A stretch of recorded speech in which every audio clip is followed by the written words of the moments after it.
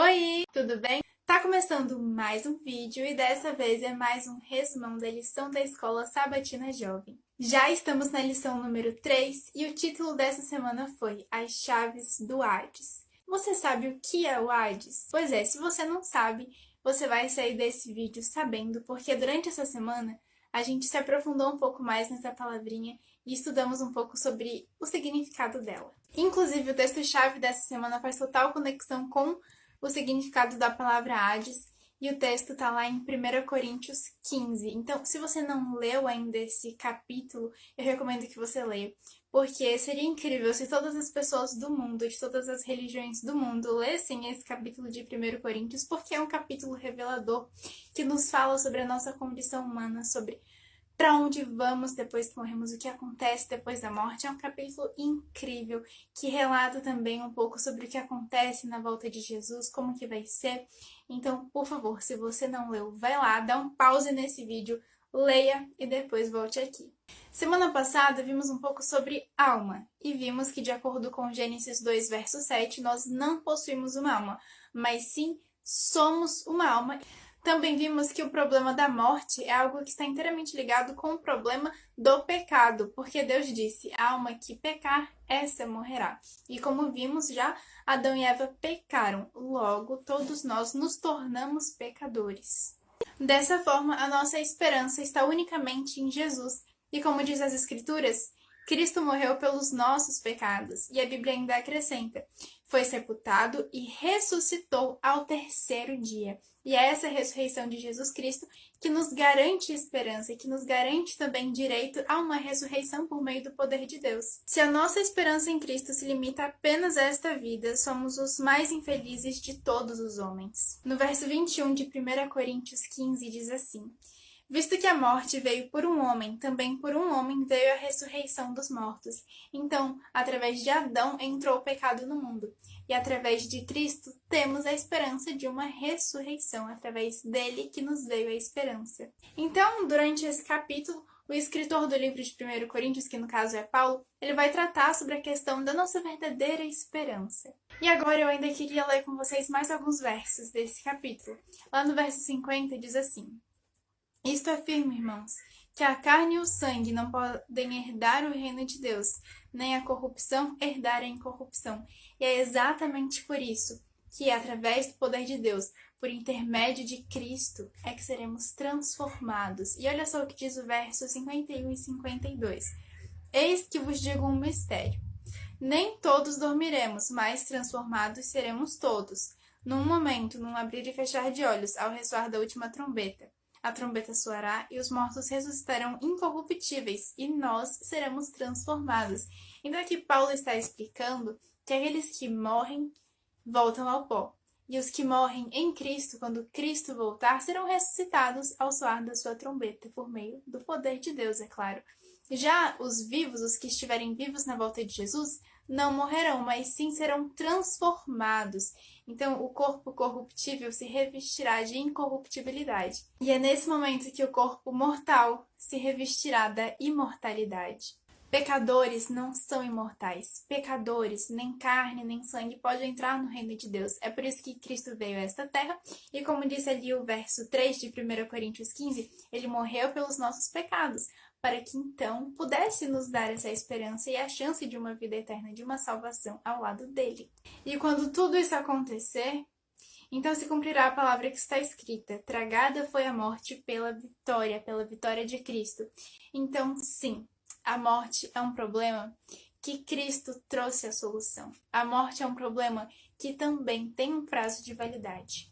Graças a Deus que nos dá a vitória por intermédio de nosso Senhor Jesus Cristo. Então hoje estudaremos a respeito de duas palavrinhas, Sheol e Hades. Sheol é uma palavra em hebraico que tem sido traduzida de várias maneiras, como sepultura, cova, inferno, mundo dos mortos. E aí, o Antigo Testamento foi escrito em hebraico, mas o Novo Testamento foi escrito em grego. Então, no Novo Testamento, em grego, no caso, o equivalente à palavra Sheol seria a palavra Hades, que aparece ali no Novo Testamento cerca de 11 vezes. E Hades é uma palavra que era muito usada e conhecida no antigo mundo grego. Inclusive, Hades seria o nome de um deus, de um deus que eles falavam. e muitos acreditavam. Então, no mundo grego, esse deus Hades, ele guardava um submundo. E segundo essa mitologia, ele também guardava os mortos. Porém, os escritores do Novo Testamento não se inspiravam no mundo grego, na filosofia, na mitologia grega. Não, eles liam, estudavam, se baseavam no Antigo Testamento, na língua hebraica. Então, quando ali no Novo Testamento eles fazem menção, eles escrevem a palavra Hades, eles não querem se referir a esse deus ou qualquer outra espécie de filosofia grega. Não, eles estão se referindo ao significado hebraico da palavra que é equivalente a Hades, que no caso é Sheol. E como vimos, Sheol significa sepultura. Então, ali na Bíblia, quando no Novo Testamento é citado a palavra Hades, eles estão se referindo exatamente a isso, a sepultura, a cova. Agora eu preciso ler com vocês alguns trechos da lição que são muito importantes. Olha só o que diz o nosso guia na lição de terça. Jesus ensinou que os mortos estão em seus túmulos e permanecem lá até a ressurreição. Aqueles que estão na sepultura encontram-se dormindo e inconscientes de tudo o que acontece ao seu redor. Jó usa a metáfora de uma nuvem que se desvanece para retratar aqueles que descem ao Sheol, ou seja, à sepultura, ao Hades. Assim como a nuvem se desfaz e passa aquele que desce à sepultura, jamais voltará a subir. Nunca mais voltará para sua casa, e o lugar que mora nunca mais o conhecerá. Os salvos mortos não estão no céu louvando ao Senhor, pois o salmista escreveu que na morte não há esperança de Deus, e no Sheol, ou seja, na sepultura, ninguém lhe dá louvor. Então, tá vendo? A todo momento a Bíblia tá nos dizendo que os mortos nada fazem, nada sabem. Gente, vou dizer pra vocês que o vídeo de hoje tá cheio de coisa pra ler, tá cheio de texto bíblico, porque na verdade é assim que tem que ser, A Bíblia mesmo tem que falar e tem que nos ensinar a respeito da sua verdade. Aqui não é a minha opinião, nem a sua opinião, nem a opinião de igreja nenhuma. Aqui nós prezamos pela palavra de Deus. A lição, nosso guia, preza por isso. Por isso que a todo momento ela está indicando textos, versos bíblicos. E é isso que devemos fazer. Devemos buscar a Bíblia, recorrê-la e ver o que a Bíblia fala sobre tal assunto, Então vamos lá para 1 Coríntios 15, que é o capítulo dessa semana, verso 3, 4, 5 e 6. Cristo morreu pelos nossos pecados, segundo as Escrituras, e que foi sepultado e ressuscitou ao terceiro dia, segundo as Escrituras, olha só. E apareceu a Cefas e depois aos 12. Agora presta atenção só no verso 6. Depois foi visto por mais de 500 irmãos de uma só vez, dos quais a maioria sobrevive até agora. Porém, alguns já dormem, ou seja, Paulo aqui está dizendo que alguns desses irmãos estão vivos e outros já morreram, por isso estão dormindo. Então, a Bíblia trata a morte como um sono, o sono da morte. Alguns morrem na esperança e alguns em desespero, mas se Jesus não tivesse ressuscitado, todos estariam condenados às trevas e ao silêncio eterno. No entanto, a Bíblia apresenta notícias extraordinárias.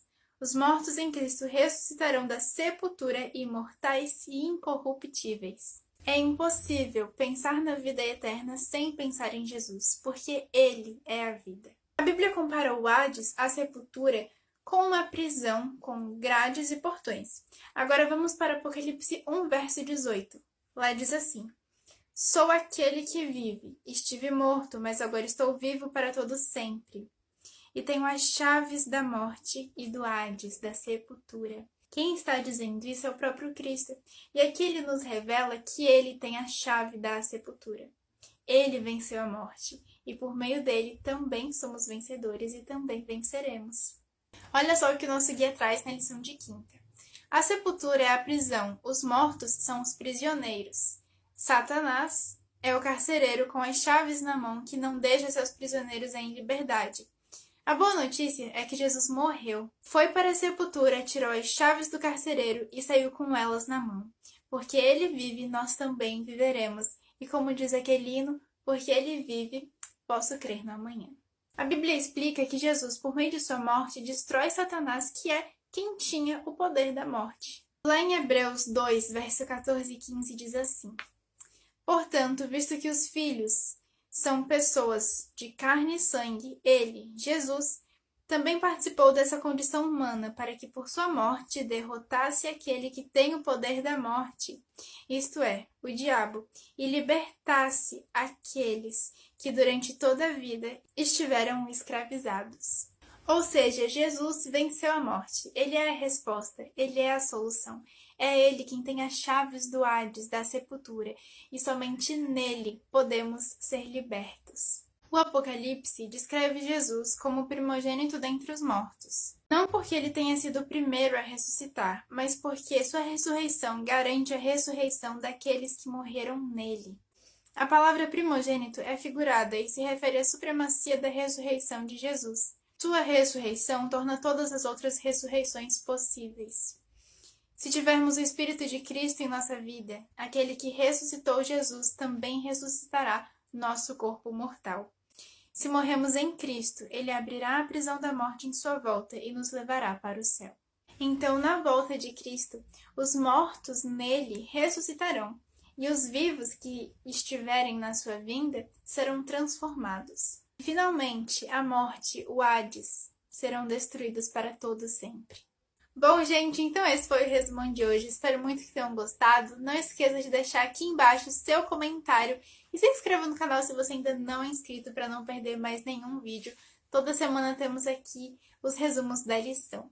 Se você ainda não possui a sua lição, vou deixar aqui embaixo também um link onde você pode estar adquirindo a sua. Se você, por acaso, desejar o PDF da lição completa, pode me chamar lá no direct do Instagram, que eu mando para você também, para você não perder esse estudo maravilhoso. Então é isso, gente. Um beijo, fiquem com Deus e até semana que vem. Tchau!